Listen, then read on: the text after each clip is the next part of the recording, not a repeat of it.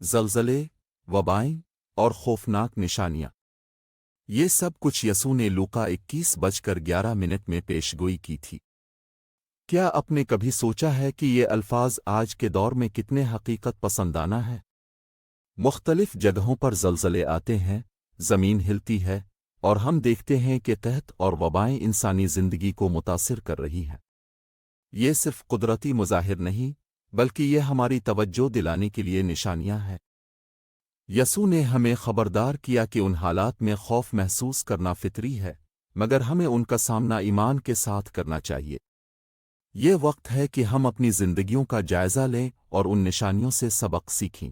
کیا آپ نے کبھی سوچا ہے کہ یہ سب کیا ہے؟ عالمی وبائی امراض، خوراک کی کمی، ریکارڈ توڑ زلزلے اور آب و ہوا کی انتہا۔ کیا یہ صرف قدرتی چکر ہیں یا کچھ اور؟ یسوع نے کہا تھا کہ یہ سب پیدائشی درد کی علامات ہیں۔ ہم ایک ایسے دور میں ہیں جہاں زمین کی آغوش میں ہونے والی تبدیلیاں ہمیں جھنجھوڑ رہی ہیں۔ زلزلے، طوفان اور بیماریوں کی لہر، یہ سب ہمیں یہ سوچنے پر مجبور کر رہی ہیں کہ کیا ہم اپنی زمین کے ساتھ انصاف کر رہے ہیں۔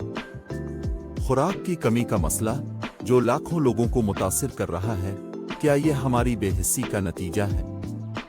ہمیں سمجھنا ہوگا کہ یہ صرف قدرتی مظاہر نہیں، بلکہ یہ ہماری زندگیوں کی عکاسی ہے۔ اگر ہم نے اپنی سوچ اور عمل کو تبدیل نہ کیا تو یہ درد بڑھتا جائے گا۔ یہ وقت ہے کہ ہم اپنی زمین کی حفاظت کریں اور ایک نئی شروعات کریں۔ کیا یہ صرف قدرتی چکر ہے یا واقعی پیدائشی درد جیسا کہ یسوع نے بیان کیا؟ یہ سوال آج کے دور میں بہت اہم ہے۔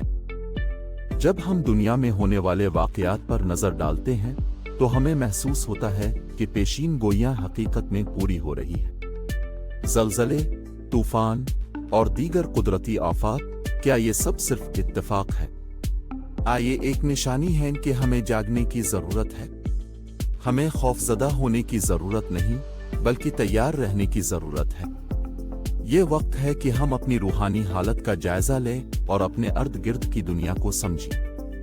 اگر یہ پیشین گوئیاں درست ہیں تو ہمیں اپنی زندگیوں میں تبدیلیاں لانے کی ضرورت ہے۔ ہمیں ایک دوسرے کی مدد کرنی چاہیے، محبت اور امن پھیلانا چاہیے۔ پیشین گوئی پوری ہو رہی ہے حقیقی وقت میں۔ یہ وقت ہے جاگنے کا اور ایک دوسرے کے ساتھ مل کر اس چیلنج کا سامنا کرنے کا۔ پسند کریں، تبصرہ کریں، میں دیکھ رہا ہوں، اور اسے کسی ایسے شخص کے ساتھ شیئر کریں جسے جاننے کی ضرورت ہے۔